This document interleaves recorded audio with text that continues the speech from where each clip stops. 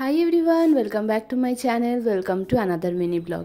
আগের একটা মিনি ব্লগেই তোমাদেরকে বলেছিলাম আমি বড় বাজার থেকে কিনেছিলাম জুয়েলারি মেকিংয়ের কিছু র মেটেরিয়াল। তো আজকে তোমাদের সাথে সেগুলোই শেয়ার করছি।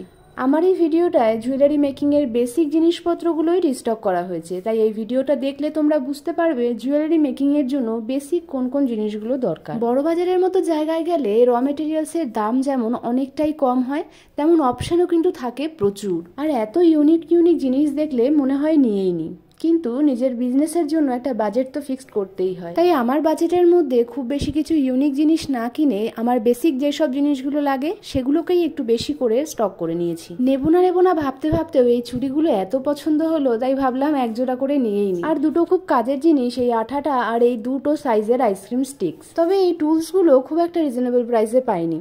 অনলাইনে 4টের সেটে কিন্তু খুব রিজনেবল প্রাইসে দিচ্ছে। আর এই পুরো মালগুলো স্টক করতে আমার লেগেছে প্রায় 2500 টাকা।